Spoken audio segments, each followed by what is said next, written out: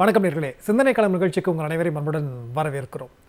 தாவேகா தலைவர் விஜய், முதலமைச்சர் விஜய் தேர்தலுக்கு முன்பாக ஆட்சியில் பங்கு, அதிகாரத்தில் பங்கு என்று அடிக்கடி சொன்னதை நாம் கேட்டோம். ஆனால் தேர்தலுக்கு முன்பு அவர் சொன்ன நோக்கம் என்பது வேறு. தேர்தலுக்கு பின்பு அதை செயல்படுத்தி இருக்கிறார், மறுப்பதற்கில்லை. ஆனால் அதற்கான நோக்கம் என்பது வேறு. ஆனால் இது இரண்டும் ஒன்றுதான் என்று பேசிக்கொள்பவர்களுக்கான ஒரு நிகழ்ச்சியாகத்தான் இது இருக்க போகிறது. அது மட்டுமல்லாமல் தேர்தலுக்கு முன்பு மதசார்பற்ற கொள்கையில் உறுதியாக இருப்போம் என்று சொன்ன அவர் இன்றைக்கு நடத்தக்கூடிய அந்த குதிரை பேர அரசியலை தமிழ்நாடே பார்த்து கொண்டிருக்கிறது. ஏதோ வட இந்தியாவில் நடந்து கொண்டிருந்த அந்த குதிரை பேர அரசியல் எல்லாம் தமிழ்நாட்டிற்கு அறிமுகப்படுத்திய பெருமை தாவேகா தலைவர் விஜயை சாரும் என்கிற ஒரு சூழல். அது மட்டுமல்லாமல் நாங்கள் அதிகாரத்தில் பங்கு கொடுத்திருக்கிறோம் என்று பிரதிநிதித்துவ ஒரு சமூக நீதி அரசியலை நாங்கள் முன்னெடுத்திருக்கிறோம் என்று சொல்லியிருக்கிறார். ஆனால் அது மட்டுமல்லாமல் அது காலத்திற்கு ஏற்ற மாதிரி தன்னுடைய அரசை காப்பாற்றுவதற்காகத்தான் இப்படியான ஒரு போலி பிம்பத்தை அவர் நடத்தி கொண்டிருக்கிறார் என்பதையும் நாம் உடைக்க கடமைப்பட்டிருக்கிறோம். அந்த வகையில் இன்றைக்கு நம்முடைய நிகழ்ச்சியிலே திராவிட இயக்க தமிழர் பேரவையிலிருந்து வழக்கறிஞர் வைரமுத்து அவர்கள் இணைந்திருக்கிறார்கள். அவர்களுக்கு வணக்கம். அதே போன்று ஊடகவியலாளர் யாசிர் அவர்கள் இணைந்திருக்கிறார்கள். அவர்களுக்கும் வணக்கம். இன்னும் சற்று நேரத்திலே திமுகவினுடைய தரப்பிலிருந்து மணிஷபுத்திரன் அவர்களும், அது மட்டுமல்லாமல் தமிழக முன்னேற்ற காங்கிரஸ் கட்சியை சார்ந்த அருள்தாஸ் அவர்களும் இணைய இருக்கிறார்கள். முதல்ல ராம வைரமுத்து சார், உங்கள்கிட்ட ஆரம்பிக்க விரும்புகிறேன். நீங்கள் எப்படி பார்க்குறீங்க விஜய் அவர்கள் தேர்தலுக்கு முன்பாக பேசின அந்த ஆட்சியில் பங்கு, அதிகாரத்தில் பங்கு, தேர்தலுக்கு பின்பாக அதை அவர் செயல்படுத்தியிருக்கிறார். ரெண்டு நோக்கமும் ஒன்று தான் நீங்கள் நினைக்கிறீங்களா? அதாவது இன்றைக்கு தவேகாவோட கூட்டணியில் இணைந்திருக்கிற தோழர்களாக இருக்கட்டும், அதே போல அமைச்சரவையில் இணைந்திருக்கிற தோழர்களாக அவர்கள் அன்றைய தினம் அவர் குறிப்பிட்ட அந்த ஆட்சியில் பங்கு, அதிகாரத்தில் பங்கு என்பதன் மீது ஒரு முழு நம்பிக்கையற்றவர்களாக தான் இருந்தாங்க. அப்படி அவர்களுக்கு அன்றைக்கு முழு நம்பிக்கை இருந்திருக்குமே ஆனால் அவர்கள் தேர்தலுக்கு முன்பாகவே அவர்களோடு கூட்டணிக்கு சென்றிருப்பார்கள். ஆனால் அது நடக்காது என்று தெரிந்த பிறகு திமுக கூட்டணியிலே இருந்து கொண்டு இன்றைக்கு ஒரு அப்பட்டமான ஒரு இன்றைக்கு கிடைத்திருக்கிற இந்த சந்தர்ப்பவாதத்தை பயன்படுத்தி கொண்டு அவர்கள் ஆட்சி அதிகாரத்துக்கு சென்றிருப்பதாகத்தான் நான் பார்க்க வேண்டியது இருக்கிறது. ஒன்று. இன்னொன்று பார்த்தீங்க அப்படின்னா தாவேகா ஒரு முழுமையான ஒரு ஆட்சி அதிகாரத்துடன் கூடிய இடங்களை அவர்களுக்கு கொடுத்திருக்கிறதா கூட்டணி கட்சிகளுக்கு அப்படின்னு பார்த்தோம் அப்படின்னா, இப்போ நீங்க விடுதலை சிறுத்தைகள் கட்சிகளுடைய சார்பில் வந்திருக்க அமைச்சரவைக்கு வந்திருக்கக்கூடிய அண்ணன் வன்னியரசுக்கு சமூக நீதித்துறை என்று அவர்கள் குறிப்பிட்டாலும் கூட அது ஆதி திராவிடர் மற்றும் பழங்குடியினர் நலன் தான். அதே போல இந்திய யூனியன் முஸ்லீம் லீக் வந்திருக்கக்கூடிய ஆடுதுறை ஷாஜகான் அவர்களுக்கு அவர்கள் கொடுத்திருப்பது சிறுபான்மையினர் நலத்துறை. ஆக இப்படி அவர்களுடைய தரப்பில் இருந்தே இது மறுபடியும் ஒரு சனாதனத்தை தான் காட்டுது. பிறப்பின் அடிப்படையில் பொறுப்பு, பிறப்பின் அடிப்படையில் தொழில் என்பதை தான் நாம் பார்க்க வேண்டியிருக்கிறது. ஏன்னா இன்னொரு கருத்தை நீங்க குறிப்பிட்டீங்க, இது ஒரு சமூக நீதி அமைச்சரவை, எல்லா சமூகங்களுக்கான பிரதிநிதித்துவம் கொடுக்கப்பட்டிருக்கிறது அப்படின்னு சொன்னீங்க. ஆனா உள்ளபடியே அது உண்மையான பிரதிநிதித்துவத்தை எதிரொலிக்கிறதா அப்படின்னு பாத்தீங்கன்னா, நீங்க இன்றைக்கு ஒடுக்கப்பட்ட சமுதாயத்திற்கு ஒரு 8 இடங்கள் கொடுக்கப்பட்டதாக தான் சொல்லப்படுது. காங்கிரஸில் 1, விடுதலை சிறுத்தையில் 1, தாவேகாவை சேர்ந்தவர்கள் அப்படின்னு பாத்தீங்கன்னா 8. ஆனால் ஒட்டுமொத்தமாக ஒடுக்கப்பட்ட ஒரு சட்டமன்ற உறுப்பினர்கள் எத்தனை பேர்? அந்த எத்தனை பேர்த்துக்கு அந்த 8ங்கிறது எத்தனை சதவீத பிரதிநிதி? ஆனால் அதே நேரத்துல உயர்ஜாதி பார்ப்பனர்கள் 2 பேர் தான் சட்டமன்ற உறுப்பினர். அந்த 2 சட்டமன்ற உறுப்பினர்களுக்கும் அமைச்சராகப்பட்டிருக்கிறார். அப்போ பார்ப்பனர்களுக்கு இந்த அமைச்சரவையில 100% பிரதிநிதித்துவம் கொடுக்கப்பட்டிருக்கிறது. 1953க்கு பிறகு ராஜாஜியோடைய போலவே கூட்டணி ஆட்சியை விஜய் கொண்டு வந்திருக்கிறார் அப்படின்னு எல்லா ஊடகங்களும் சொல்றாங்க. அது கூட்டணி ஆட்சியை மட்டுமல்ல, பார்ப்பனர்களின் ஆட்சியை தான் விஜய் கொண்டு வந்திருக்கிறார். அதுக்கும் அந்த பார்ப்பனரில் ஒருவருக்கு கொடுக்கப்பட்ட பொறுப்பு என்னன்னு பாருங்க, இந்து சமய அறநிலையத்துறை. அப்போ இங்கெல்லாம் நீங்க சிக்கல் பிறப்பின் அடிப்படையில் தான் நான் பொறுப்புகள் கொடுப்பேன் அப்படிங்கிற மாதிரியான ஒரு இது எப்படி ஒரு சமூக நீதியை பிரதிபலிக்கும்? ஏன் வன்னியரசு அவர்களுக்கு வேற ஏதாவது முக்கியமான துறை கொடுங்க, வன்னியரசுக்கு இந்து சமய அறநிலையத்துறை கொடுங்க, இன்னொருத்தருக்கு சமூக நீதித்துறை கொடுங்களேன், ஏன் அதை செய்ய மறுக்கிறீங்க? அதற்கு நம்மளோட முன்னுதாரணம் இருக்குல்ல.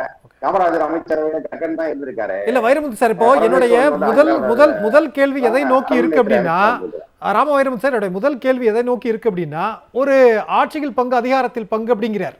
தேர்தலுக்கு முன்பாக விஜயனுடைய நோக்கம் அது எந்த அடிப்படையில் அவர் சொன்னது?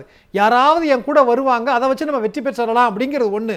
இப்ப ஆமா கொடுத்திருக்கிறார். ஆனா இப்ப கொடுத்ததனுடைய நோக்கம் என்பது எல்லாருக்கும் கொடுக்கணுங்கிறதுனாலயா, இல்ல தன்னுடைய ஆட்சியை தக்க வைத்துக் கொள்வதற்காகவா? அதுதான் நான் கேட்கிறேன். அவருடைய அந்த ஆஃபர் திட்டம் என்பது அன்னைக்கு என்ன நோக்கம், இன்னைக்கு என்ன நோக்கம்? அன்றைய நோக்கம் எப்படியாயிடும் வெற்றி பெற்று விட வேண்டும் ஒன்று.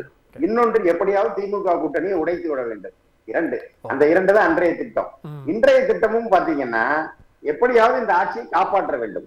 ஏன்னா அவர்களுக்கு ஒரு தனிப்பெரும்பான்மை இல்லாத ஒரு ஆட்சி, நெஞ்சில் நேர்மை இருப்பவர்களாக இருந்தா, எங்களுக்கு மக்கள் தீர்ப்பளிக்கல, நாங்க 108 இடங்கள் தான் இருக்கு, அதனால மாற்று கூட்டணியில இருக்கிறவர்கள் இன்றைக்கு உள்ளபடியே பார்த்தால் அவர்களை ஆதரிக்கிற அந்த 13 பேரும் திமுக ஆட்சி தொடர வேண்டும் என்கிற மக்களின் விருப்பத்தின் அடிப்படையில் பெற்ற வாக்குகள் அந்த 13 இடமும். ஆனா அந்த 13 இடத்தை என்னுடைய ஆட்சிக்கு நான் பயன்படுத்திக்கிடுவேன், அதுக்காக உங்களுக்கு அமைச்சர் பதவி தர்றேன் என்று சொல்லுவது முழுக்க முழுக்க ஒரு சந்தர்ப்பவாதம். அவர் நினைக்கிற அந்த ஆட்சி அதிகாரத்தில் பங்கு, எளியவர்களை எல்லாம் அதிகாரத்தை நோக்கி நகர்த்துகிறேன் என்பதல்ல, எதையாவது செய்து என்னுடைய ஆட்சியை காப்பாற்றிக் கொள்ள வேண்டும் அப்படிங்கிறதானே தவிர அவருடைய ஆஃபர் அப்படிங்கிறது முழுக்க முழுக்க அவருடைய சுயநலம் சார்ந்தது. இல்லைன்னா ஒரு கட்சி அவரே உடைக்கிறார், அந்த உடைக்கிற கட்சியினை சந்திக்கிறாரு, இதெல்லாம் இதுதான் ஒரு அரசியலில் மாற்றத்தை ஏற்படுத்த வேண்டும் என்று சொல்லி வந்தவர் 2 கட்சிகளிலும் இருக்கக்கூடிய கூட்டணி கட்சிகளை இல்ல அந்த கட்சியை உடைத்து வருபவர்களை இணைத்து கொண்டு ஒரு இது தர்றாருன்னா அது எப்படி மாற்றமா இருக்கு? என்பது ஒரு பிரதிநிதித்துவ மாயை அப்படிங்கிற வார்த்தைக்குள்ள கொண்டு வரலாமா? பிரதிநிதித்துவம் எல்லாத்துக்கும் நாங்க கொடுத்திருக்கிறோம் சொல்றாரு, ஆனா அது ஒரு மாயை, தன்னுடைய ஆட்சியை தக்க வைத்துக் கொள்வதற்காக அவர் செய்திருக்கிறார் அப்படின்னு சொல்லலாமா? கண்டிப்பாக அந்த பிரதிநிதித்துவமே சரியான பிரதிநிதித்துவமாக இல்லை என்பதைத்தான் நான் சொல்லுகிறேன். இப்ப 2 சட்டமன்ற உறுப்பினர் இருக்கிற பார்ப்பனர் 2 பேருக்கு அமைச்சரவைன்னா அது 100%. பாஜகவினரே செய்ய துணியாத ஒரு காரியம் இந்து சமய அறநிலையத்துறைக்கு பாஜக இது ஒரு பார்ப்பனரை அமைச்சராக்குவது என்பது. ஏன்னா தமிழ்நாட்டின் பார்ப்பனரை முன்னிறுத்தினால் வெற்றி பெற முடியாதுன்னு தெரிஞ்சுதான் பாஜக கூட சட்டமன்ற வேட்பாளர் கூட கொடுக்கல. அவங்களுக்கு கொடுத்த 27 இடங்கள்ல ஒரு இடத்துல கூட அவங்க பார்ப்பனர் கொடுக்கல. ஆனா பாஜக செய்ய துணியாத ஒன்றை விஜய் செய்கிறார். வீட்டுக்கு ஒரு கேள்வியும் கூட வைக்க வேண்டியது இருக்கிறது. இது சமூக நீதியினுடைய அமைச்சரவை அப்படின்னு யாராவது சொன்னா பாஜக கூட ஆதி திராவிடர்களுக்கான பிரதித்துவம் கொடுத்திருக்கிறாங்க அப்படிங்கிற ஒரு அப்ப அது சமூக நீதி அமைச்சரவைன்னு நீங்க ஏத்துப்பீங்களான்ற கேள்வியும் இருக்கிறது. பேசலாம், நம்ம அடுத்த சுற்றுகளில் பேசலாம். நம்முடைய இணைப்புல திமுகவை சார்ந்த கவிஞர் மணிஷபுத்திரன் அவரும் இணைந்திருக்கிறாங்க. மணிஷபுத்திரன் சார் வணக்கம். மணிஷபுத்திரன் சார் கேக்குதுங்களா சார்? நீ மியூட்ல இருக்குன்னு நினைக்கிறேன், அன்மியூட் பண்ணுங்களேன் ப்ளீஸ். ஓகே, கேக்குது. ஓகே சார், நீங்க எப்படி பார்க்கறீங்க விஜய் அவர்கள் தேர்தலுக்கு முன்பாக ஆட்சியில் பங்கு அதிகாரத்தில் பங்கு அப்படின்னு சொன்னதுக்கும் இன்றைக்கு முதலமைச்சர் ஆயிட்டாரு, அமைச்சரவை அமைக்கப்பட்டிருக்கிறது, கூட்டணி கட்சிகள் இருந்து அமைச்சர்கள் ஆக்கியிருக்கிறார், இன்றைக்கு அவர் நடந்து கொள்வதற்குமான விஷயத்தை எப்படி பார்க்கறீங்க? அவர் சொன்னதை செயல்படுத்திட்டார் அப்படின்னு எடுத்துக்கலாமா? இல்ல, இன்றைக்கு நடந்து கொண்டிருக்கக்கூடிய இந்த காட்சிகள் என்பது இதுவரைக்கும் தமிழ்நாடு நடை பார்த்திராத காட்சிகள். ஆட்சியில் பங்கு அதிகாரத்தில் பங்கு என்பது மக்களினுடைய மேண்டேட், மக்களினுடைய அந்த வாக்குகளின் அடிப்படையில் ஒரு கூட்டணி ஆட்சி அமைவது என்பது வேறு. எல்லா பொதுவாக கூட்டணி ஆட்சி அப்படித்தான் அமைந்திருக்கிறது. கடந்த காலத்தில் கூட நீங்க பல மாநிலங்களிலும் சரி, ஒன்றியத்திலும் கூட பாஜக அரசு தன்னுடைய சில கூட்டணி கட்சிகளுக்கு மந்திரி பதவிகளை வழங்கி இருக்கிறது. ஆனால் இங்கே நடந்து கொண்டிருப்பது கூட்டணி ஆட்சி அல்ல, குதிரை பேர ஆட்சி. இது தேர்தல் முடிவுகள் வந்த முதல் நாளிலிருந்தே இது நடந்து கொண்டிருப்பதை நாம் பார்க்கிறோம். முதல் நாளிலிருந்து இது நடந்து கொண்டிருக்கிறது.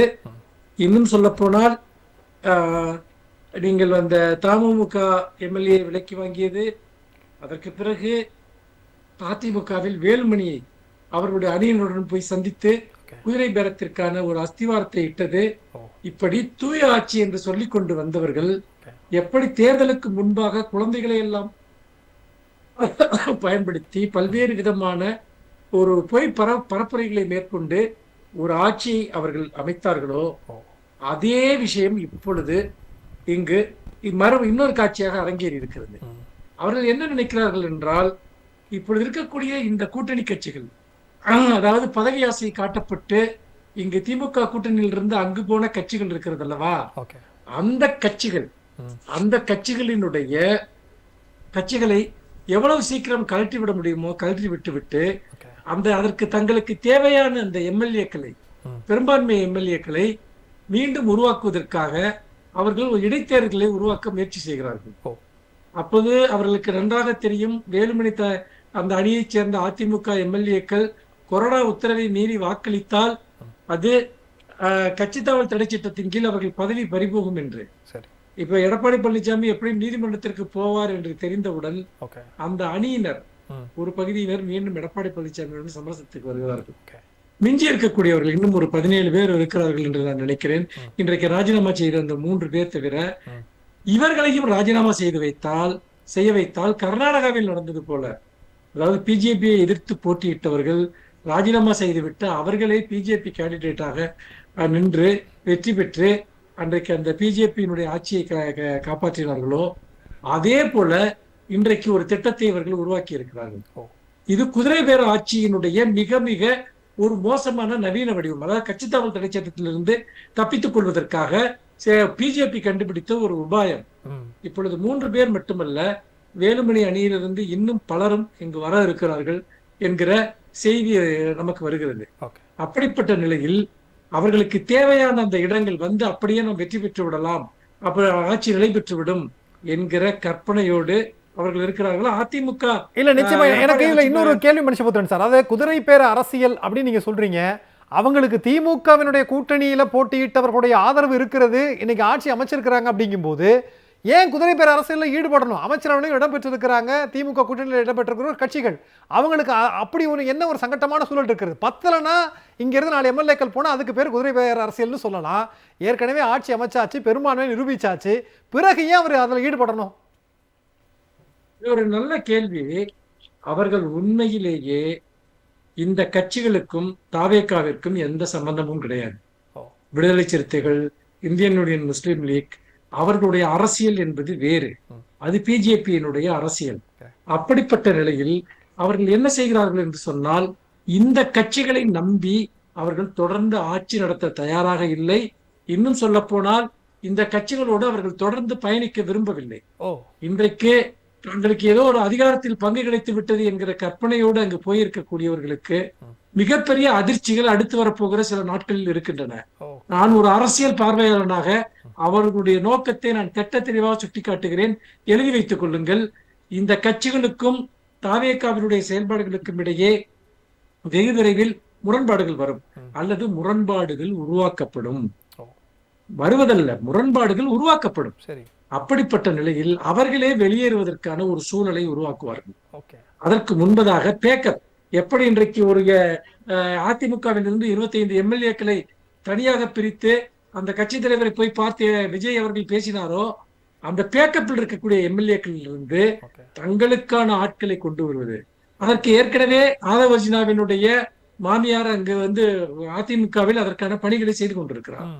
அப்படிப்பட்ட நிலையில் இன்றைக்கு இவர்கள் என்ன செய்கிறார்கள் என்று சொன்னால், இந்த தங்களுக்கான எம்எல்ஏக்களை அவர்கள் அதிமுகவில் இருந்து எடுப்பதற்காக, அந்த இடங்கள் வேண்டும் என்பதற்காக அவர்களை ராஜினாமா செய்ய வைத்திருக்கிறார்கள். ஆனால் ஒன்றை புரிந்து கொள்ளுங்கள், இந்த ராஜினாமா செய்த எம்எல்ஏக்களுக்கு அவர்கள் சீட் கொடுப்பார்கள் என்பதற்கு எந்த உத்தரவாதமும் கிடையாது. புரியுதுங்களா உங்களுக்கு? அவர்களை ஏதோ ஆசை காட்டி, நீங்க நன்றாக யோசித்து பாருங்கள், அவர்கள் தேர்ந்தெடுக்கப்பட்ட 21 நாட்களுக்குள் தங்கள் பதவியை ராஜினாமா செய்கிறார்கள். இந்த மக்கள் அவர்களுக்கு வாக்களித்திருக்கிறார்கள். அதை பற்றி மக்களின் ஜனநாயகத்தின் மீதான மிகப்பெரிய தாக்குதலாக வெறும் 21 நாட்களில் இவர்கள் தங்களை எந்த கட்சியின் சார்பாக தேர்ந்தெடுக்கப்பட்டார்களோ அதை ராஜினாமா செய்துவிட்டு எந்த கட்சியை எதிர்த்து அரசியல் செய்தார்களோ அந்த கட்சியில் வந்து சேர்ந்தார்கள் என்றால் இந்த குதிரை பேரம் எவ்வளவு பெரிய அளவில் நடந்திருக்கு. நீங்க அதை இப்படி யோசிச்சு பாருங்களேன், இந்த 3 பேர் ஏன் ராஜினாமா செஞ்சிருக்கிறாங்க அப்படின்னா, ஒருவேளை நாளைக்கு எடப்பாடி பழனிசாமி அவர்கள் நீதிமன்றம் போனா கட்சி தாவல் தடை சட்டம் உங்கள் மேல பாயிர வாய்ப்புகள் இருக்கிறது. அதற்கு முன்பாகவே அவங்க ராஜினாமா செஞ்சிட்டாங்க. அந்த நடவடிக்கைக்கு பயந்து நீ ஏன் எடுத்துக்க முடியாது?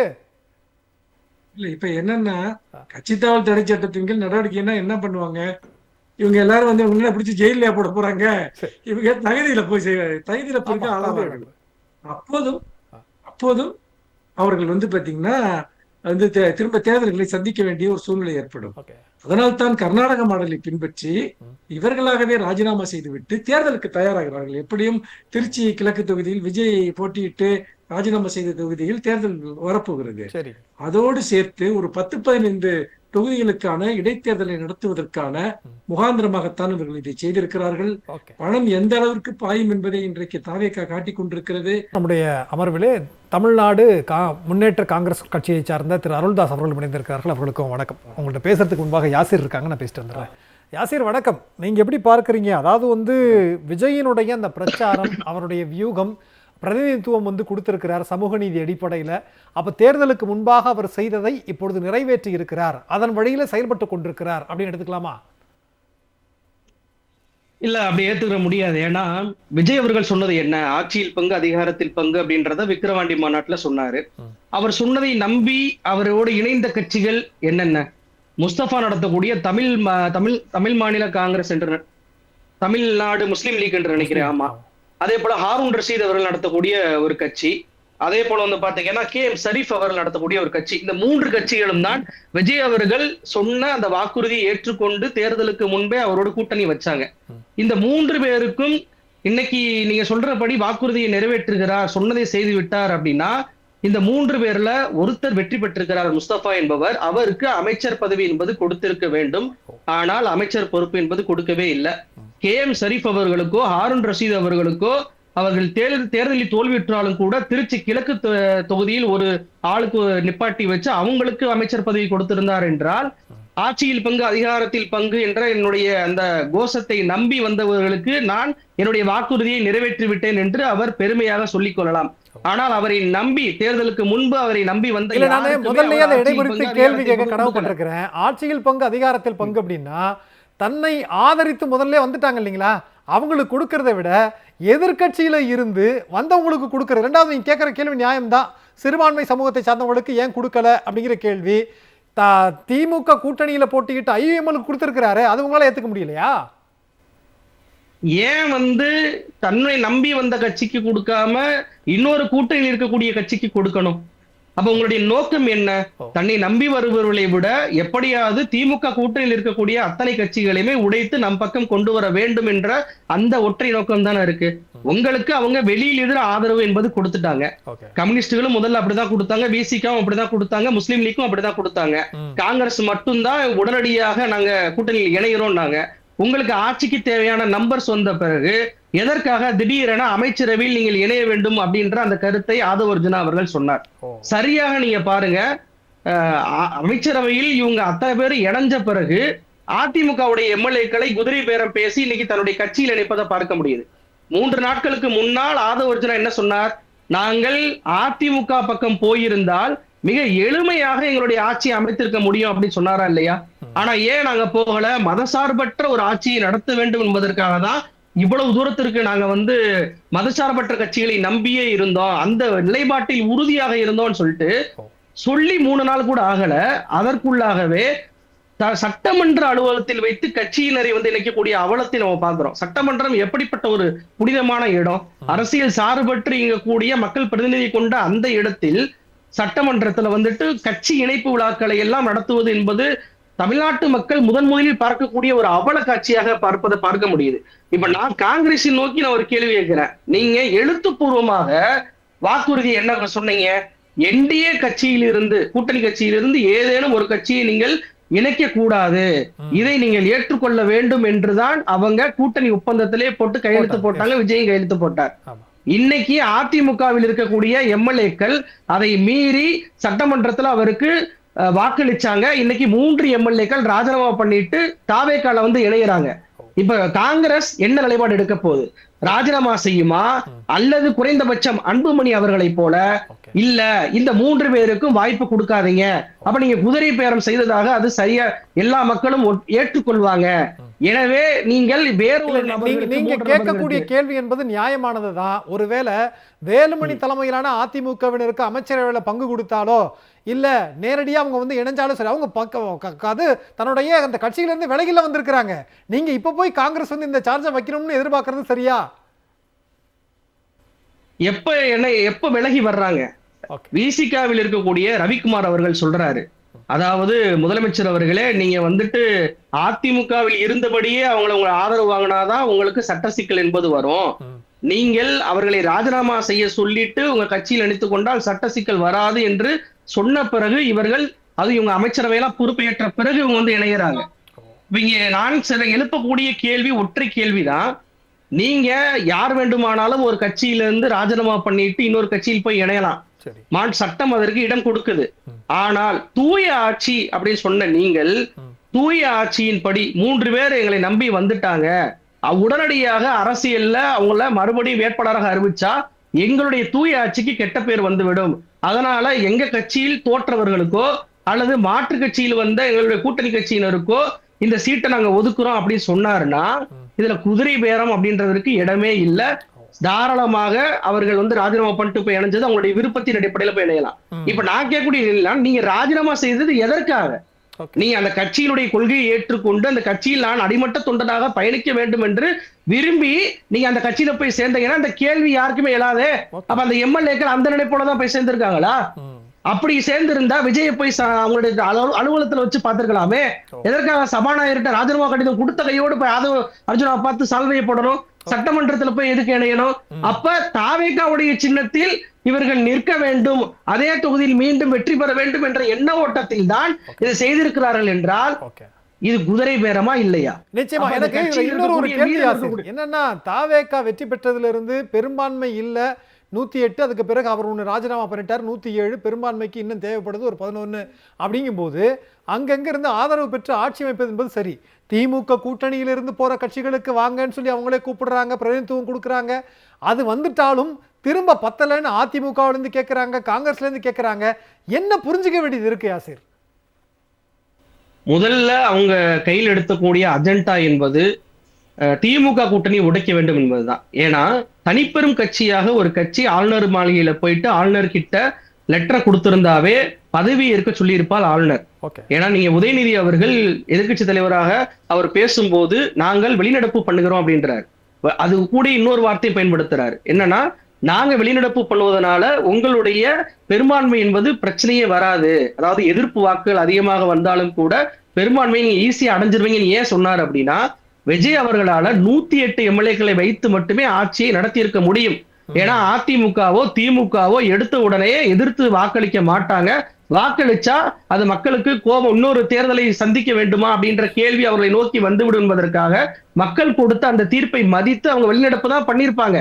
எதிர்த்து அதிமுக வாக்கள் இருந்தாலும் கூட அந்த எண்ணிக்கையின் அடிப்படையில விஜய் அவர்கள் சீக்கிரம் அந்த 108 அப்படின்ற பெரும்பான்மை பெற்றிருப்பாரு. ஆனா அவர் என்ன செய்தார்? காங்கிரஸ் உடைய 5 எம்எல்ஏக்களை கணக்கில் சேர்க்கிறார், 113 மாற்றுகிறார். அப்போதான் ஆளுநர் நம்பர்ஸ் கொடுன்னு கேட்கிறாங்க. அப்போதான் திமுக கூட்டணியில் வர வைக்கிறாங்க. இப்ப சரியா பாருங்க, திமுக கூட்டணியை முதலில் வர வைக்கிறார்கள், அதன் பின்பு அவர்களுக்கு அமைச்சர் ஆசையை காட்டுகிறார்கள். அமைச்சர் பதவி ஏற்ற பின்பு இப்ப அதிமுகவினரை கூப்பிடுறாங்க. இப்ப அதிமுகவினரை கூப்பிடுற நோக்கம் என்னன்னா, நாளைக்கு இவங்க முதலமைச்சர் சொல்றாருல 5 ஆண்டு காலம் இந்த ஆட்சி நடக்காது, வாய்ப்பு இல்லைன்னு. நாளைக்கு இவங்க பாஜகவோடு விஜய் அவர்கள் போகிறார் அல்லது திருப்பரங்குன்றம் விவகாரத்தில் பாஜகவுக்கு ஆதரவாக ஒரு நிலைப்பாடு எடுக்கிறார் என்றால் மதசார்பற்ற சக்திகள் எதிர்த்து குரல் கொடுக்கும், தங்களுடைய அமைச்சர் பதவியை ராஜினாமா பண்ணிட்டு வெளியேறிவிடும், தங்கள் ஆட்சிக்கு பிரச்சனை வந்துடும் என்ற பயத்தில் தான் பெரும்பான்மைக்கான இடங்களையும் சேர்த்து இப்போது தயார் பண்றாங்க. அப்ப இந்த தயார் பண்ணுவதன் மூலமாக என்ன தெரியுது? இந்த கம்யூனிஸ்ட் கட்சியா இருக்கட்டும், காங்கிரஸ் கட்சியா இருக்கட்டும், முஸ்லீம் லீக்கா இருக்கட்டும், விசிகாவா இருக்கட்டும், இவங்களுடைய இருப்பை கேள்விக்குறியாக்குறாங்க. நீங்க இருந்தால் இருக்கலாம், இல்லை என்றால் போகலாம் அப்படின்ற கேள்விக்குறியாக்கி ஒரு செயல்படாத ஒரு இடத்திற்கு அவர்களை தள்ளுறாங்க. நிச்சயமா மனுஷபுத்திரனுடைய கருத்தும் அதுவாகத்தான் இருக்கிறது. அப்ப ஏற்கனவே இருக்கிறவங்களுடைய அந்த இருப்பை கேள்விக்குறியாக்குறார். இதே மாதிரி நாளைக்கு திமுக கூட்டணியிலிருந்து போட்டியிட்டவர்களை அவர் அணுகுவாரா, வழிநடத்துவாரா, வச்சுப்பாரா அப்படிங்கிற நமக்கு தெரியாதுங்கிறது மிகப்பெரிய ஒரு கேள்விக்குறி. பேசலாம், அடுத்த சுற்றுகளில் பேசலாம். அருள்தாஸ் சார் இருக்கிறாங்க. சார், நீங்க எப்படி பார்க்குறீங்க? விஜய் அவர்கள் ஏற்கனவே தேர்தலுக்கு முன்பாக நான் தூய சக்தி அப்படின்னு பேசினது, ஆட்சியில் பங்கு, அதிகாரத்தில் பங்கு அப்படின்னு இருக்கிறது, அந்த வார்த்தையின்படி தான் இப்பெல்லாம் நடந்துகிட்டு இருக்கிறாரா? உங்களுடைய கருத்து? அப்படி நடக்கலன்னு எல்லாருக்குமே தெரியும். ஓகே, அந்த அவர் எங்கே நடந்துருக்காரு அந்த மாதிரி சொல்கிறதுக்கு, அதாவது இந்த துக்ளக் தர்பார் ஆட்சி தான் அமைச்சிருக்கார். சரி, ஒரு கோமாளிகள்லாம் சேர்ந்து கூட்டாஞ்சோறு ஆகிற மாதிரி ஒரு ஆட்சி தான் இங்கே உருவாக்கி வச்சுருக்காரு.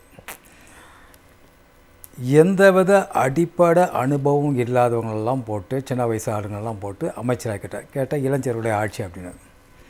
பட் ஒரு ஆட்சி நடத்துவதற்கு என்பதற்கு மிகப்பெரிய அனுபவம் வாய்ந்த திறமை இருக்கும். அந்த அனுபவம் வாய்ந்த அமைச்சர்களுக்கு தான் அதிகாரிகள் கட்டுப்பட்டு நடப்பார்கள், அதிகாரிகள் அரசாங்கத்தை கட்டு பயந்து நடப்ப அதிகாரிகள். இப்போ முந்தா நேற்று கோவையில் ஒரு துயரசியம் வந்து அதை சம்பந்தமாக ஒரு ஐஜி, பெண் ஐஜி அவங்க இப்போ பத்திரிகையாளர் சந்திப்பு நடத்துகிறாங்க.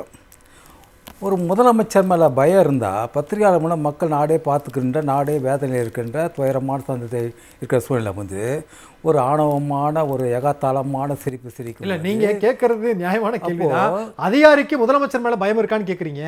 அமைச்சராக தேர்ந்தெடுக்கப்பட்ட கீர்த்தனா என்பவர்களே அந்த கேள்விக்கு சிரிச்சாங்களே சார். வர முதல்ல அதிகாரி, அதாவது இவங்க மிகப்பெரிய சாதனை சாதிச்சிட்டாங்க, மக்கள் இவங்களுக்கு தான் தீர்ப்பு அளிச்சிட்டாங்க, வெற்றி பெற்றாங்களே. எங்கே வெற்றி பெற்றாங்க எனக்கு ஒன்றையும் புரியல. ஒரு சில ஊடகங்கள் வந்து ஒரு மக்கள் வந்து விஜய்க்கு தான் வெற்றி வாக்களிக்க ஆட்சி செய்ய அதிகாரத்தை கொடுத்தாங்க. எங்கே கொடுத்தாங்க?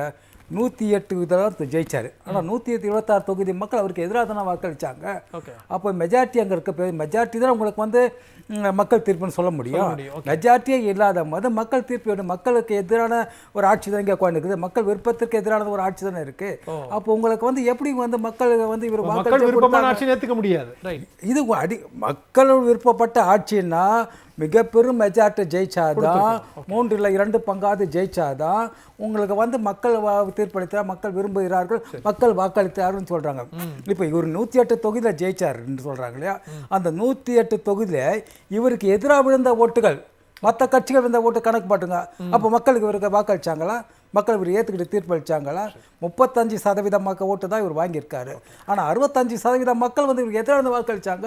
அப்போ எது பெருசு உங்களுக்கு வந்து? இப்போ மக்களுடைய விருப்பத்திற்கு மாறாக, மக்களுடைய எண்ணோட்டத்துக்கு எதிராக தான் இவர் ஆட்சிக்கு அப்படின்னு பார்த்தா நம்ம தேர்தல் ஜனநாயக முறை தவறாக இருக்கிறது. ஓகே, நீங்க பேசுறது இந்த விகிதாச்சார பிரதிநிதித்துவ முறை அப்படிங்கிற அடிப்படையில் நீங்க வந்து விகிதாச்சார அடிப்படையில் ஒரு விஷயம் இருந்தாலும் மக்களுடைய தீர்ப்புக்கு மக்கள் தான் இவருக்கு வாக்களிச்சா, மக்கள் தான் இவருக்கு விரும்புறாங்கன்னு சொல்றதுக்கு ஒரு ஆதாரம் இல்லை. இது வந்து ஏன்னா மக்களின் நிராகரிக்கப்பட்ட ஒருவர் தான் தேர்தல் ஜனநாயக முறை தவறாக இருக்கிற அடிப்படையில் முதலமைச்சராக இருக்கிறாரு, அந்த இதில் இருக்காரு. அப்போது இந்த இளைஞர்கள்னு சொல்லிட்டு இவங்களுக்கெல்லாம் எந்தவித அனுபவம் இல்லாமல் அந்த கோவை நிகழ்ச்சி கூட ரமேஷ்னு ஒரு மந்திரி போயிட்டு அவங்களாண்ட சமாதானம் பேசுறாரு. மக்கள் ஏற்றுக்கல. ஏன்னா ஒரு பிரச்சனையை தீர்க்கறதுக்கு ஒருத்தர் சொல்லுறதுக்கு வந்து அந்த ஆளுமை திறமை இருக்கணும். அப்போ தான் மக்கள் வந்து அவருடைய வார்த்தையை கட்டுப்பட்டு அந்த போராட்டத்தை வித்ரா பண்ணுவாங்க. ஆனால் இவர் போய் பேசும்போது மக்கள் நிராகரிக்கிறாங்க. அப்போ என்னடான்னா எந்தவித அனுபவம் இல்லாமல் ஒரு பிரச்சனை எப்படி கையாளணும் அனுபவம் இல்லாத நீங்க சொல்ற புரிஞ்சுக்கிறேன். நிர்வாக திறமை இல்லை, அனுபவம் இல்லைங்கிற ஒரு குற்றச்சாட்டை வைக்கிறீங்க. அது பேச வேண்டிய ஒரு பொருள் தான். இன்றைக்கு நம்ம பின் பாயிண்ட் பண்ணி கேட்கறது அப்படிங்கிறது, அவர் தூய சக்தின்னு சொன்னார், தூய சக்தி மாதிரி நடந்து கொண்டாரா, ஆட்சியில் பங்கு அதிகாரத்தில் பங்குன்னு சொன்னார். அந்த வார்த்தையை வச்சு எல்லாத்துக்கும் நீங்க எல்லாமே தாவேக்காக சொல்றாங்க, எல்லா கட்சியை சார்ந்தவர்களுக்கு, எல்லா மதத்தினருக்கு, சிறுபான்மையினருக்கு அதிகாரம் கொடுத்துருக்கிறாருன்றாங்களே சார். அவர் கட்சி வேட்பாளர் நிறுத்தினவங்களாம் யார் பாருங்க? கஞ்சா கேஸில் உள்ளே போனவன், பாலியல் வன்கொடுமையில் உள்ளே போனவன், கந்து வட்டி கொடுமையில் போன இவன். இப்போ இது இதெல்லாம் எப்படி தூய சக்தி ஆகும்? அப்போ அடிப்படையில் அவர் தேர்தலை வைக்கும் போது தூய சக்தி என்ற வார்த்தைக்கு சொல்றது தகுதி இல்லாத ஒரு நபர் ஆயிட்டார். அந்த அடிப்படையில் இவர் தூய சக்தியே கிடையாது. இவர் வந்து அதான் சொல்ல திரும்ப தேர்தல் ஜனநாயகம் தவறுனால இவர் வந்து ஜெயிச்சிட்டாரு, அந்த அடிப்பில் இருக்காரு. ஆனால் வந்து இப்போ நடத்துகிற ஆட்சியாவது சரியா இருக்கான்னா இவர் பதவியேற்றது இது வந்து ஒரு அடிமன் காலம் சொல்லுவாங்க, 6 மாதத்துக்கு விமர்சிக்க கூடாது அப்படின்னு சொல்றது ஒரு ஜனநாயக ஒரு முறை. ஆனால் அதை தாண்டி விமர்சிக்க வேண்டிய ஒரு கட்டாயத்து வந்துச்சுன்னா இங்கே ஒவ்வொரு நாளும் ஒவ்வொரு பிரச்சனை புதுசாக கிளம்பி நினைச்சாலும் வேறு வழி இல்லை அப்படி ஒன்றா. ஏன்னா சட்டம் ஒழுங்கு மிக சீர்கட்டு போயிருக்காது. இப்போ இவருக்கு வந்து ஒரு அரசியல் அனுபவம், ஆட்சி அனுபவம் இருந்தால் தான் ஒரு பிரச்சனை நடக்கும்போது அது எப்படி ஹேண்டில் பண்ண தெரியும். இவர் ஒவ்வொன்றையும் அதிகாரிகிட்ட கேட்டு தான் சொல்கிறாங்க. அதிகாரிங்க வந்து எந்த அளவுக்கு ஒரு சரியாக சொல்லி கொடுப்பாங்கன்ற நமக்கு உண்மை கிடையாது. அதுக்கு உதாரணம் தான் அவங்க சரியாக சொல்லித்தரல, சரியாக இவருக்கு வழி நடத்தலை அப்படின்றதுக்கு தான் இந்த கோவை விஷயத்தை ஐஜியில் சிகிச்சை அதெல்லாம் வந்து எல்லாம் இருக்குது. அதிகாரிகளுடைய நடைமுறை, அமைச்சர்களுடைய நடைமுறை எதுவுமே சரியில்லைங்கிறதா. இன்னைக்கு 3 அதிமுகவினுடைய எம்எல்ஏக்கள் ராஜினாமா பண்ணிட்டு தாவேக்கால இணைஞ்சிருக்கிறாங்க. அவங்க தாவேக்காவை பிடிச்சு அங்கே போனாங்களா, இல்லை 3 பேர் அவங்க பிடிச்சு இழுத்து கொண்டு போயிருக்கிறாங்களா? அவங்க வந்து உள்கட்சி துரோகிகள். சரி, உள்கட்சி துரோகிகள். சொந்த கட்சி ஒரு கட்சி இவங்களை கஷ்டப்பட்டு வேட்பாளர் நிறுத்தி அவங்களோட அந்த கட்சிக்குள்ளே செல்வாக்குனா ஜெயிச்ச இவங்க அந்த கட்சிக்கு துரோகம் பண்ணிட்டு போயிட்டு பதவி ஆசைக்காக, மந்திரி பதவி ஆசைக்காக ஓடுறவங்க வந்து இவங்க வந்து அவங்க துரோகிகள். இந்த மாதிரி துரோகிகளால் தான் ஒரு சரியான ஒரு கட்சி சரியான பாதையில் செல்ல முடியாமல் தடுமாறலாம் ஏற்படுகிறது. அந்த அடிப்படையில் இவங்க இப்போ இவங்களை வந்து இப்போ தாவேக்கா என்பது, விஜய் என்பது கூட இருக்க கட்சிகளுடைய ஆதரவை ஒரு முழுசாக நம்பல அவர். எப்போ போனாலும் நம்மளை கவுத்துருவாங்க, அதுக்காக நம்மள இருக்கும் போதே நம்மளை பலப்படுத்திக்கணும் அப்படின்னும் போது குதிரை பேரத்தின் அடிப்படையில் பல கட்சிகள் எங்கெல்லாம் வராங்களோ அவங்களாம் ஸ்ட்ரெயிட்டாக எம்எல்ஏ சேர்த்துக்கிட்டா அது ஒரு குற்றச்சாட்டான மக்கள் கிட்ட நம்ம ஒரு கெட்ட பேர் பேசுவோம், ராஜினாமா பண்ணிட்டு நீங்க வந்து சேர்ந்துங்க. கண்டிப்பா. அதாவது இது எல்லாரும் முன்வைக்கக்கூடிய ஒரு வாதமா தான் இருக்கு. திமுக கூட்டணியிலிருந்து போன கட்சிகளை அமைச்சரவையில் சேர்த்துக்கிட்டாலும் அவங்கள நம்ப விஜய் தயாராக இல்லைங்கிறது தான். இல்ல, அவங்க எந்த இடத்துல முரண்படுவாங்கன்னா, மதசார்பின்மைக்கு ஒரு கூறு அப்படின்னா ஒரு ஒரு ஒரு ஒரு அநியாயத்தை நடக்குது அப்படின்னா உடனே கேள்வி கேட்பாங்க. அப்போ விஜய்க்கு தன் மேலேயே நம்பிக்கை இல்லையா, மதசார்பின்மை கொள்கையோட நம்ம இருப்போம் அப்படிங்கிற கேள்வி இருக்கிறது. மனுஷபுத்திரன் சார், உங்கள்கிட்ட தான் கேட்க விரும்புகிறேன். நீங்கள் முன்பு வைத்த அந்த வாதத்தினுடைய அடிப்படையில் நான் ஒரு கேள்வி ஏற்கனவே எழுப்பியிருந்தேன். அப்போ ஒரு பக்கம் வந்து திமுக கூட்டணி கட்சிகளை நம்ப விஜய் தயாராக இல்லை, அமைச்சரவையில் இடம் கொடுத்தால் அப்படிங்கிறதான். அப்போ கொள்கை உறுதிமிக்க கட்சிகள் இது அவங்களுக்கு தெரியலையா அப்படிங்கிற ஒரு கேள்வி. அதோட சேர்ந்து அப்போ அவங்க எந்த இடத்துல முரண்படுவாங்க அப்படின்னா, நாளைக்கு மதசார்போட்டில் உள்ள ஒரு கட்சியோடு நம்ம போனால் இல்லை அதுக்கு ஏற்ற மாதிரியான செயல்பாடுகளில் ஈடுபட்டால் இவர்கள் எதிர்ப்பு குரல் எழுப்புவார்கள் விஜய்க்கு தெரியும். அந்த அடிப்படையில் விஜயும் தன்னை நம்ப மறுக்கிறாரா, நம்மளால உறுதிமிக்க கொள்கையில் இருக்க முடியாதுன்னு? அதாவது சரவணன், நான் ஒரு அடிப்படையான விஷயத்தை சுட்டிக்காட்ட விரும்புகிறேன். நீங்கள் கேட்டது 2 கேள்விகள். ஒன்று விஜய் பற்றியது, இன்னொன்று கூட்டணி திமுக கூட்டணியிலிருந்து அங்கு போயிருக்கக்கூடிய கட்சிகளுடையது. இதுல இந்த கூட்டணி கட்சிகளை பொறுத்த வரைக்கும் இது அவர்களுக்கு தெரியாதா என்று கேட்கிறீர்கள். நீங்கள் எதை நம்ப விரும்புகிறீர்களோ அதைத்தான் நம்புவீர்கள், யதார்த்தத்தை அல்ல. இந்த கூட்டணி கட்சியை சேர்ந்தவர்கள் ஒன்றை நம்ப விரும்புகிறார்கள், அதனால் அவர்கள் இந்த முடிவை எடுத்திருக்கிறார்கள். நீங்க ஒரு 2 சிச்சுவேஷன்ஸ் அதை உங்களிடம் ஒப்பிட்டு காட்ட விரும்புகிறேன், உங்களுக்கு புரியும் எந்த அளவிற்கு தாவேகா இப்பொழுது இந்த குதிரை பேரம் மட்டுமல்ல நம்பிக்கை மோசடி அரசியலில் ஈடுபட்டிருக்கிறது என்பதற்கு 2 உதாரணங்களை நான் ஒப்பிட்டு காட்ட விரும்புகிறேன்.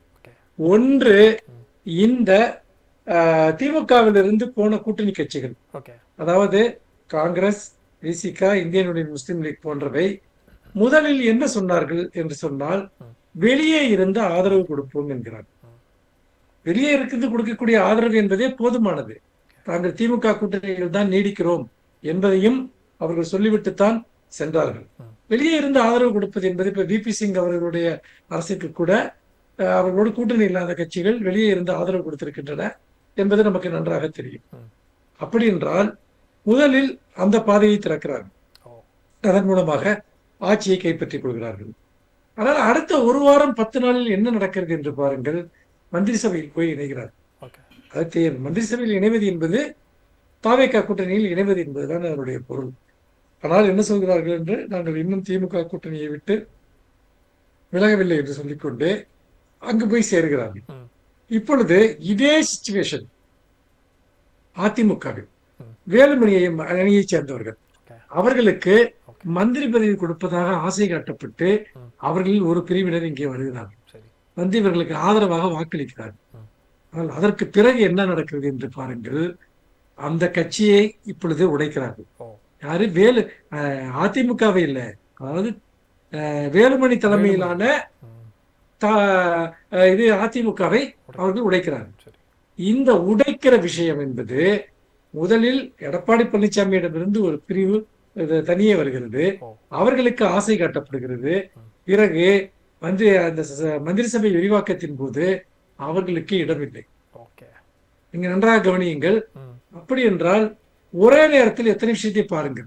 இப்பொழுது அதில் சிலர் இனிமேல் நாம் வேலுமணி அணியிலோ அல்லது எடப்பாடி பழனிசாமி அணியிலோ இருப்பதில் பிரயோஜனம் இல்லை என்று தங்கள் பதவிகளை ராஜினாமா செய்துவிட்டு இங்கே வந்து உடனடியாக சட்டசபையில் வந்து சேர்கிறார்கள். சட்டசபையில் இது தலைமைச் செயலகத்தில் வைத்தே அவர்களுக்கு வந்து அந்த உறுப்பினர் கார்டு கொடுக்கப்படுகிறது.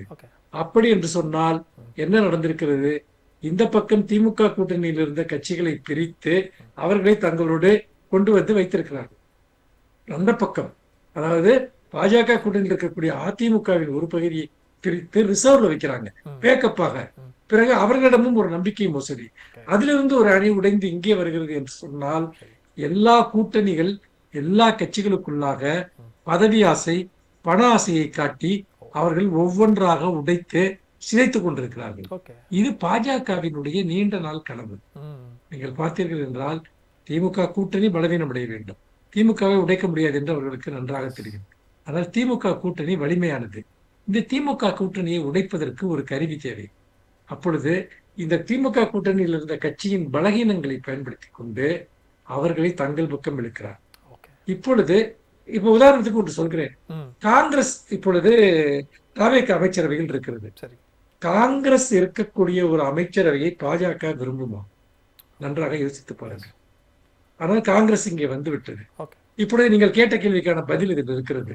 என்னவென்றால், அவர்களை உள்ளே வர வைத்து விட்டு அங்க பேக்கப்ல வந்து பாத்தீங்கன்னா அதிமுக எம்எல்ஏக்களை கொண்டு வந்து ஒரு இடைத்தேர்தலை கொண்டு வந்து தாவேகா தனக்கான ஒரு பெரும்பான்மையை பெற முயற்சிக்கிறது. அப்பொழுது முஸ்லிம் லீக், காங்கிரஸ், விசிக போன்ற கட்சிகள் வெளியே தள்ளப்படும். இப்ப இன்னைக்கு வந்து பாலாஜி வந்துட்டு பாத்தீங்கன்னா இதுல இருந்து விடுதலை சிறுத்தைகள் இருந்து இதற்கு கடும் கண்டனம் தெரிவித்திருக்கிறார். இந்த 3 அதிமுக எம்எல்ஏக்கள் இங்கு வந்து சேர்ந்ததை அவருக்கு அதற்கு கண்டனம் தெரிவித்திருக்கிறார். எனக்கு அந்த கண்டனத்தை தெரிவிப்பதில் இவர்களுக்கு என்ன தார்மீக உரிமை இருக்கிறது என்று எனக்கு தெரியவில்லை. எனக்கு அண்ணன் திருமாவளவன் அவர்கள் மேல் மிகப்பெரிய மதிப்பு உண்டு. ஆனால் அடிப்படையான ஒரு கேள்வி என்னவென்றால், திமுக கூட்டணியிலிருந்து வெற்றி பெற்று திமுகவை மிக கடுமையாக எதிர்த்த தாவேகாவினுடைய அமைச்சரவையில் பங்கேற்றுக் கொண்டு எப்படி அதிமுகவிலிருந்து 3 பேர் வந்து இங்கு சேர்வதை அவர்கள் விமர்சிக்கிறார்கள் என்று எனக்கு புரியவில்லை. அந்த விமர்சனத்தில் ஏதாவது ஒரு தார்மீக அடிப்படை இருக்கிறதா என்று என்னால் புரிந்து கொள்ள முடியவில்லை. இதை ஏன் நான் சொல்கிறேன் என்று சொன்னால், இவர்கள் திமுக பக்கம் கூட்டணியை உடைத்தார்கள், அதிமுக பக்கம் கட்சியை உடைத்தார்கள். இப்பொழுது அங்கு ஒரு தாவேகாவிற்கான ஒரு அணி என்பது அதிமுகவில் உருவாகிவிட்டது. 10 to 15 பேர் எழுதி வைத்துக் கொள்ளுங்கள். அவர்கள் தங்கள் பதவியை அடுத்த ஓரிரு நாளில் ராஜினாமா செய்துவிட்டு இங்கு தாவேகாவில் சேரப்போகிறார். ஒரு 18-20 தொகுதிகளுக்கு இடைத்தேர்தல் வருவதற்கு கூட வாய்ப்பு இருக்கிறது. இதுதான் அவர்கள் நோக்கம். அதனால் தாவேகாவை நம்பி போன கட்சிகள் இப்பொழுது பதட்டத்தில் இருக்கின்றன. இடதுசாரிகளுடைய தரப்பில் கூட கடும் கண்டனங்களை தெரிவித்திருக்கிறார்கள். ஏனென்றால் இவர்கள் கண்ட ஒரு கனவு, விஜய் இவர்களை நம்பி ஆட்சி செய்வார் என்று அவர்கள் கண்ட கனவு என்பது இன்றிலிருந்தே சிதைய ஆரம்பித்து விட்டது. அவர்கள் நோக்கம் வேறு. அவர்கள் இந்த கட்சிகளுக்கு அதிகாரத்தில் பங்கு கொடுப்பது என்பது அவர்களுடைய நோக்கம் அல்ல. இந்த கட்சிகளை பயன்படுத்தி திமுகவை பலவீனப்படுத்த வேண்டும் என்பதுதான் அவர்களுடைய நோக்கம். அதற்காகத்தான் இந்த கூட்டணியை உடைப்பதற்காக இது போன்ற அமைச்சர் பதவிகளை எல்லாம் கொடுத்து அவர்கள் இத்தகைய முயற்சிகளில் ஈடுபட்டார்கள். இன்னும் சில இடங்களுக்கு சோபாக்களை கூட அவர்கள் அனுப்புவதற்கு வாய்ப்பு இருக்கிறது அடுத்து வரப்போகிற சில நாட்களில். அப்படி பார்க்கிற போது இது தமிழ்நாட்டில் இருக்கக்கூடிய அந்த இருதுருவ அரசியல், திமுக அதிமுக என்ற அரசியலை சிதைக்க வேண்டும் என்பதற்காக நீண்ட காலமாக பாஜக போட்ட ஒரு திட்டம். அந்த திட்டத்தினுடைய செயல்படுத்துகிற ஒரு நபர் தான் விஜய். அதை அவர் இன்று வெற்றிகரமாக நடத்தி கொண்டிருக்கிறார் என்பதைத்தான் நாம் பார்க்கிறோம். நிச்சயமா சார், நம்ம இப்ப தொடர்ந்து பேசலாம். இப்ப வைரமுத்து சார், உங்கள்கிட்ட அதாவது ஒரு பக்கம் அரசியல் ரீதியா, கோட்பாட்டு ரீதியா அவர் முன்வைத்த கருத்துக்களினுடைய முரண்பாடா செயல்பட்டுக்கிட்டு இருக்கிறார். அப்போ ஆட்சிக்கு முன்னாடி சொன்னதனுடைய நோக்கம் வேற, பின்னாடி சொன்னதனுடைய நோக்கம் வேற அப்படிங்கிறது. ரெண்டாவது, பெண்களுக்கு ஆதரவாக, குழந்தைகளுக்கு பாதுகாப்பாக நாங்கள் ஒரு ஆட்சியை நடத்துவோம் தொடர்ந்து பேசினார். அப்ப அதை பற்றி நம்ம இன்னைக்கு கம்பேர் பண்ண வேண்டிய ஒரு சிச்சுவேஷன் இருக்கா ராம வைரமுத்து சார்? கண்டிப்பாக கண்டிப்பாக. ஏன்னா நீங்க தேர்தலுக்கு முன்பாக என்னெல்லாம் சொன்னாரு, பச்சை குழந்தைங்க பள்ளிக்கூடத்துக்கு போற குழந்தைகள்லாம் என்னென்னமோ பண்றாங்க என்றெல்லாம் பேசினேன். ஆனா இப்ப கோவை சூலூர்ல நடந்தது என்ன? இன்றைக்கு வரைக்கும் வாய் திறந்திருக்கிறாரா? இப்ப முன்னால் பேசிய நம்முடைய இவரெல்லாம் சொன்னார், நம்ம தமிழ்நாடு முன்னேற்ற காங்கிரஸை சேர்ந்த பிரமுகர் வந்து இப்ப குறிப்பிட்ட அதிகாரி அதுல எப்படி நடந்துக்கிட்டாங்க, அமைச்சர் எப்படி நடந்துக்கிட்டாங்க. ஆனா இப்போது வரைக்கும் முதல்வரிடமிருந்து ஏதாவது வந்திருக்கிறதா, ஏதாவது பேசி இருக்கிறாரா முன்னாடி? ஆனா அன்னைக்கு மைக்க பிடிச்சி திமுகவை கேள்வி கேட்டாரு, எங்க என்ன கொள்ளை எது நடந்தாலும் கேள்வி கேட்டாரு. இன்னைக்கு அதே விஷயம் உங்களுக்கு ஆட்சியில 10-15 நாட்கள் நடந்திருக்கு. இந்த 15 நாட்களில் 25 கொலைகள், 4 இரட்டை கொலைகள், எண்ணற்ற பாலியல் சம்பவங்கள். மதுரையில பாத்தீங்கன்னா கீழமாத்தூர்ன்ற இடத்துல தாவேகா நிர்வாகி ஒருவரே இது போல குற்றத்துக்கு ஆளாகி காவல் நிலையத்தில், சமயநல்லூர் காவல் நிலையத்துல கைது செய்யப்பட்டு சிறைக்கு அனுப்பப்பட்டிருக்கிறார். இப்படி சொல்லிக்கொண்டே போகலாம். சென்னையில போக்சோல ஆட்சி அமைந்த 2-3 நாட்களிலேயே தாவேகாவுடைய வட்ட செயலாளர் கைது செய்யப்பட்டார். ஆக இப்படி உங்கள் கட்சி பிரமுகர்களே இதெல்லாம் செய்யறாங்க. ஆனா நீங்க இப்ப என்ன சொல்றீங்க? அன்னைக்கு கைது நடவடிக்கை எடுத்த உடனே என்ன சொன்னாங்கன்னா, கைது செஞ்சா போதுமா அப்படின்னு கேட்டாங்க.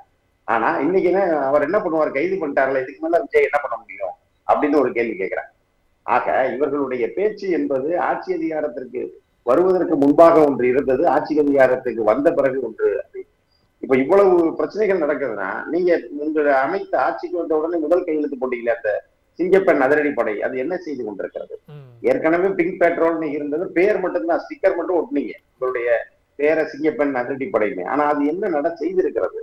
அது இருந்தா இன்னைக்கு நடக்குமா? இதுல இன்னொரு மிக முக்கிய செய்தி என்ன அப்படின்னா, கோவை சூலூர்ல இப்படி ஒரு சம்பவம் நடந்திருக்கு. ஆனா அந்த பெற்ற தாய்க்கே தெரியாம அந்த மாணவியினுடைய சடலம் எரியூட்டப்படுகிறது. இது நம்ம இது வேற எங்கேயாவது கேள்விப்பட்ட ஞாபகம் இருக்கா உங்களுக்கு? இது வட இந்தியாவில் நடந்தது. அப்ப அதே விஷயம் அதே மாதிரி இங்க நடக்குது. ஆக அண்ணன் திருமா பாசையிலே சொல்லணும்னா RSS பெற்ற பிள்ளை அப்படின்னு சொன்னாரு. இப்போ எங்கள் ஐயா சுபவி இன்னைக்கு கூட சொன்னாரு, தாயை போலதானே பிள்ளை இருக்கும் அப்படின்னாரு. அப்போ வட மாநிலத்தில் அவர்கள் என்னெல்லாம் செய்து கொண்டிருந்தார்கள், இன்றைக்கு பேசுகிற இந்த குதிரை பேர பாத்தீங்கன்னா பாஜக செய்தது மற்ற மாநிலங்களில், இந்தியா முழுக்க பாஜக செய்தது, தமிழ்நாட்டுல தாவேக. இங்க பாஜக என்ற பெயரில் எதையும் செய்ய முடியாது என்று புரிந்து கொண்ட காரணத்தினால தாவேகா என்ற பெயரில் இதை செய்கிறார்கள். அதே போல இங்க அந்த சிறுமி பாலியல் வன்புணர்வுக்கு ஆளாக்கப்பட்டு இன்னைக்கு தாயாருக்கே தெரியாம எரியூட்டப்படுகிறார் அவருடைய சடலத்துக்கு. இப்படி இருக்கிற நிலையில் சொல் ஒன்று செயல் ஒன்று என்றுதான் விஜய் இருக்கிறார் தவிர, உள்ளபடியே அவர் சொல்லுவதை போல ஒரு நல்ல ஆட்சியை தருவேன், ஒரு தூய ஆட்சியை தருவேன் என்று சொல்லுவதற்கு ஏற்ற நபராக அவருடைய நடவடிக்கை இந்த 15 நாட்களில் இல்லை. நிச்சயமா சார், நம்ம பேசுவோம். யாசிர், உங்ககிட்ட அதாவது ஒரு பக்கம் அவர் குதிரை பேர அரசியலில் ஈடுபடுகிறார், எல்லா கட்சியிலிருந்தும் தன்னுடைய ஆட்சியை தக்க வைக்குவதற்காக இந்த ஈர்ப்பு அரசியலில் ஈடுபடுறார் அப்படிங்கிறத பார்க்கிறோம். அப்போ திமுகவுடன் பயணித்த கொள்கை உறுதிமிக்க கட்சிகளையும் அவர் இன்றைக்கு கூட்டிட்டு போய் அமைச்சரோட பங்கு கொடுத்திருக்கிறார் அப்படின்னா, அந்த கொள்கை உறுதிமிக்க கட்சிகளை உடைப்பதையும் அவர் வெற்றி கண்டிருக்கிறார் அப்படின்னு நம்ம ஒரு பார்வை வைக்க வேண்டியது இருக்கா யாசிர்? இல்ல, அந்த கேள்விக்கு பதிலை அந்த கொள்கை இருக்கா இல்லையா அப்படின்றத விசிக, காங்கிரஸ், கம்யூனிஸ்ட் கட்சிகள் தான் விளக்க வேண்டும். சரி, அவங்க தான் வெளிப்படையாக சொல்ல வேண்டும் எங்களுடைய கொள்கை இவர் உடைத்திருக்கிறாரா அப்படின்றத. ஏன்னா இவருடைய ஆட்சிக்கு வந்ததுல இருந்தே முன்னுக்கு பின்புறனான விஷயங்கள் தான் தொடர்ச்சியாக நடக்குது.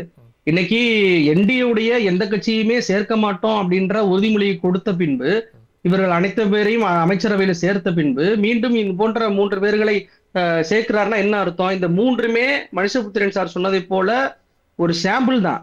ஏன்னா அது ஆழம் பாக்குறாங்க. கம்யூனிஸ்ட் என்ன சொல்றாங்க, விசிக என்ன சொல்றாங்க, காங்கிரஸ் எப்படி எதிர்ப்பு தெரிவிக்கிறாங்கன்றத சாம்பிள பாக்குறாங்க. இவங்க எந்த எதிர்ப்பும் கொடுக்கவில்லை என்றால் கண்டிப்பாக அனைத்து நபர்களும், சிவி சண்முகம் தரப்பில் இருக்கக்கூடிய அனைத்து நபர்களும் 15 பேராவது ராஜினாமா பண்ணிட்டு பெரும்பான்மை கிடைக்கக்கூடிய அந்த இடத்தை அடைவாங்க. அப்போ கொள்கையோடு உறுதியோடு ஒரு பக்கம் திமுக கூட்டணியில மற்ற கட்சிகள் எல்லாம் பயணித்துட்டு இருந்த போது இவர்கள் வைத்த ஒரு குற்றச்சாட்டு அப்படிங்கிறது திமுகவுக்கு அடிமையா இருக்காங்கிறதா. அப்ப நீங்க பேசுனதுடைய அடிப்படையில நான் இந்த கேள்வி கேட்க கடமைப்பட்டிருக்கிறேன். ஏற்கனவே பயணித்த கூட்டணி கட்சிகளை விமர்சனம் பண்ணணுங்கிற நோக்கம் இல்லை, பட் ஆனா மக்கள் மனதில் இருக்கக்கூடிய கேள்விதான், அப்ப அவர்களை நம்பி போனவர்களை தாவேகா அடிமையாக வச்சிருக்குமா அப்படிங்கிறத நீங்க சொல்ல வரீங்களா? அவங்க எதிர்த்து பேசட்டுமே. இப்ப கரூர் விவகாரத்துல அமைச்சர்கள் அழுதாங்க, போயிட்டு குழந்தைகள் இறந்து போனதை கண்டு அழுதாங்க. இன்னைக்கு சூலூர் விவகாரத்துல அமைச்சர் சிரிக்கிறாரு. அதற்கு தாவேக்கானார் முட்டு கொடுக்குறாங்க. கூட்டணி கட்சிகள் ஏதாவது ஒரு விஷயத்துல அதை கருத்து தெரிவிச்சாங்களா? சூலூர் விவகாரத்துல ஏன் விஜய் அவர்கள் நேரடியாக போல அப்படின்னு சொல்லி கேள்வி கேட்டாங்களா?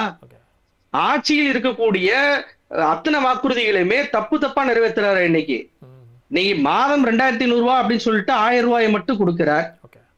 5 ஏக்கர் நிலம் இருக்கக்கூடியவர்கள் அத்தனை பேருக்குமே கூட்டுறவு வங்கியில வாங்கின எல்லா கடனும் ரத்து. அதற்கு மேல் 5 ஏக்கருக்கு மேல இருந்தா பாதி ரத்துனாரு. இன்னைக்கு 50,000 ரூபாய் அப்படின்னு சொல்லிட்டு சொல்றாரு. அந்த வாக்குறுதி கொடுக்கும்போது இவர் என்ன சொன்னாரு, திமுக மாதிரி எல்லாருக்கும் சொல்லிட்டு நாங்க தகுதி எல்லாம் பிக்ஸ் பண்ண மாட்டோம், சொன்னபடி எல்லாத்தையும் செய்வோம்னு சொன்னாரு. அதையும் செய்யல. அதே போலதான் மாதத்துக்கு 200 யூனிட் ஃப்ரீன்னாரு. அதையும் இப்ப 2 மாதத்துக்கு மாத்தி 500 யூனிட்டுக்குள்ள யூஸ் பண்ணாதான் அந்த காசு அப்படின்ட்டு அதுலயும் கிட்டத்தட்ட அந்த 2.35 பைசா அப்படின்றத அந்த ஸ்லாட்டை எடுத்து விட்டாங்க, விலையேற்றத்தை பண்ணிருக்கிறாங்க. அது மட்டும் இல்லாம அகவிலைப்படையும் இன்னைக்கு 2% மட்டும்தான் இது பண்ணிருக்கிறாங்க. அப்ப இது டோட்டலாக இவர் ஆட்சிக்கு வந்ததுல இருந்து 18,000 கோடி ரூபாய்க்கு அளவுக்கு மட்டும்தான் இவருடைய திட்டங்கள் என்பது செயல்படுத்தப்பட்டிருக்கு. அதுல 13,000 கோடி என்பது ஏற்கனவே கொடுத்த அந்த 1000 ரூபாய் திட்டம். அப்ப கஜனா காலி அப்படின்னு சொல்லி ஒரு வார்த்தையை பயன்படுத்தினாரு. எப்படி இந்த 18,000 கோடி ரூபாயை இவர் செலவழிச்சாரு? அப்புறம் ஏன் 10 லட்சம் கோடி கடன், கஜனா காலி என்ற வார்த்தையெல்லாம் விஜய் பயன்படுத்தினார் அப்படின்னு சொல்லி கூட்டணி கட்சியினர் கேள்வி கேட்டாங்களா? PM ஸ்ரீக்கு கடிதம் ரிசல்ட் வந்த அன்னைக்கே பாஜக அனுப்புறது. இது வரைக்கும் பதில் இல்ல. என்ன சொல்றாங்க? ஏபிவிபி மாணவர்களை கூட்டு வச்சு பேசுறாரு முதலமைச்சர். இல்ல நிச்சயமா எந்த நிறைய முதலமைச்சர் இது வரைக்கும் குற்றச்சாட்டுகளை பண்ணதில்ல. முன்வைக்கலாம், நிறைய குற்றச்சாட்டுகளை முன்வைக்கலாம், அதுல மாற்று கருத்து இல்ல. நான் முடிக்க வேண்டிய சூழல் இருக்கு. அதனால அருள்தாஸ் கட்டி நிறைவான கருத்து கேட்டுக்கிறேன் அவர்கிட்டயும். சார், அதாவது குதிரை பேர் அரசியல்ல தான் ஈடுபடுறாங்க, வெட்ட வெளிச்சமாக தெரிகிறது. என்ன பண்ணாலும் மக்கள் ஏத்துப்பாங்கன்னு விஜய் நம்புறாரா? எந்த அடிப்படையில இவ்வளவு தைரியமா செயல்படுறாங்க தாவேக்காவினர்? சுருக்கமா. எதையுமே செய்யாத, எந்த நன்மையும் செய்யாத, சினிமாவில் மட்டும் நடிச்சுட்டு இருந்த ஒருத்தரை வந்து இந்த மக்கள் ஓட்டு போட்டு ஆட்சியில் உட்கார வச்சா அவர் அப்படி தான் நினைப்பார். நம்ம என்ன செஞ்சாலும் இந்த மக்கள் வந்து ஏற்றுப்பாங்க அப்படின்ற ஒரு ஆணவ போக்கு தான். ஏன்னா ஒருத்தருக்கு ஆட்சியில் பேசவே இல்லை சார், ஆணவ போக்குன்னு சொல்கிறீங்களே நீங்கள், அவ்வளோ அமைதியாக இருக்காரு. ஆமாம், பதிலே சொல்லி எவனாலும் சொல்லி நான் இப்படி தான் இருப்பேன்றது ஒரு ஆணவ போக்கு தானே. ரைட். முதல்ல வந்து பேசுறதுக்கு அடிப்படை அரசியல் ஞானமும் அறிவும் இல்லாத ஒருத்தர் ஆட்சியில் வந்து உட்காந்துட்டாரு. அப்போ எப்படி உட்கார்ந்தாங்க? இந்த மக்கள் வந்து கண்மூடித்தனமாக ஒரு கூத்தாடியை போயிட்டு அவன் கூத்தாடிச்சான்னு அவன் அந்த ரசிகத்தன்மைக்கு அடிப்படை மட்டுமே சிந்தனையாக வச்சு அவனை ஓட்டு போட்டு வேட்பாளர்களாக யாருன்னே தெரியாமல் எவன் என்னன்னு தெரியாமல் தூய சக்தின்னு சொல்லிக்கிட்டு கஞ்சா வித்தவன் பாலியல் பண்ணெல்லாம் ஓட்டு போட்டு இந்த மக்கள் தேர்ந்தெடுக்கிறாங்கன்னா அப்போ இந்த மக்கள் அடிப்படை அறிவே இல்லாத மக்கள் தானே இருக்காங்க. மக்களை நேரடியாக அப்படி குறை சொல்லிட வேண்டாம். அதாவது அவர்கள் ஏதோ ஒரு நோக்கத்தோட தேர்ந்தெடுத்திருக்கிறாங்க, மாற்றம்னு சொன்ன உடனே வாக்களித்திருக்கிறாங்க. அறிவு இல்லை அப்படிங்கிற அந்த லெவலுக்கு போக வேண்டாம். நீங்க மாற்றம்னு சொன்னாலும் மாற்றத்தை கொண்டு வரக்கூடியவர் இது வரைக்கும் என்ன செஞ்சார்? ஓகே, எதையுமே செய்யாத ஒருத்தரை வந்து அவர் மாற்றத்தை கொண்டு வர இந்த மக்கள் எதை வச்சு நம்பினாங்க?